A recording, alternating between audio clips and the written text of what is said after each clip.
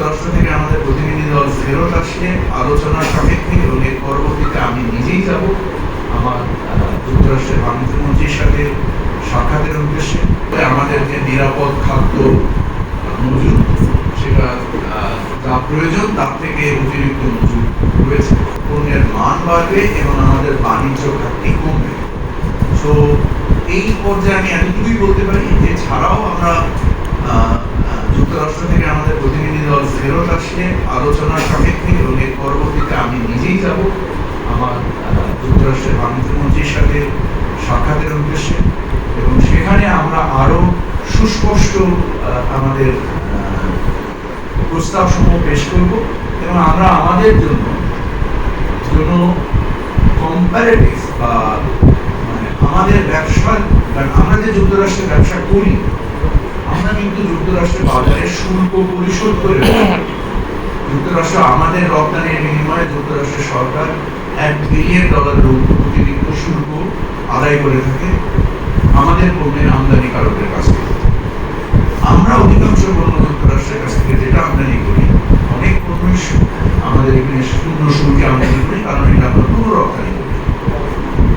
আমরা complimentary element of our economy আমরা এটা খুঁজে বের করার চেষ্টা করছি, কারণ আমাদের নিজস্ব অর্থনীতির যে সক্ষমতা তার বাইরে অবশ্যই আমরা যেতে পারবো না। গেলে আমরা আবার যে সামগ্রিক অর্থনীতির যে সমস্যা তৈরি হয়েছিল ফ্যাসিস্ট আমলে মূল অর্থনৈতিক নীতির কারণে আমরা অবশ্যই সেই ধরনের নীতিতে যাব না।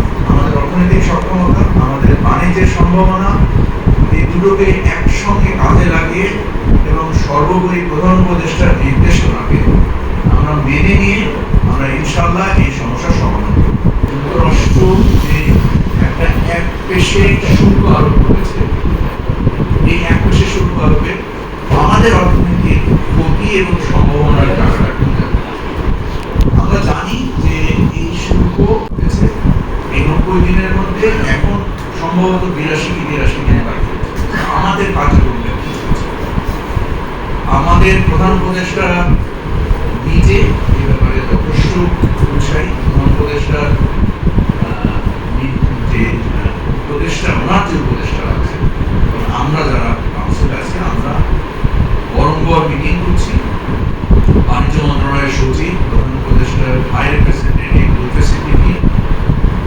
এবং প্রথম উপদেষ্টা নিজেই আমেরিকাতে যাচ্ছেন সামনের সপ্তাহে এবং আমাদের সচিবও সেখানে সংশ্লিষ্ট হচ্ছে।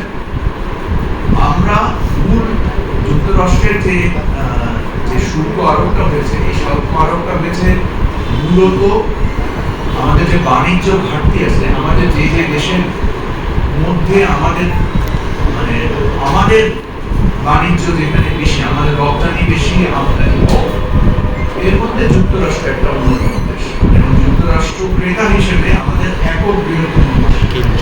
আমাদের জন্য আমরা যুক্তরাষ্ট্র থেকে যেসব পণ্য আমদানি করি এর 75% পণ্য হচ্ছে 4টা পণ্য: তুলা, সয়াবিন এবং মেটাল স্ক্র্যাপ।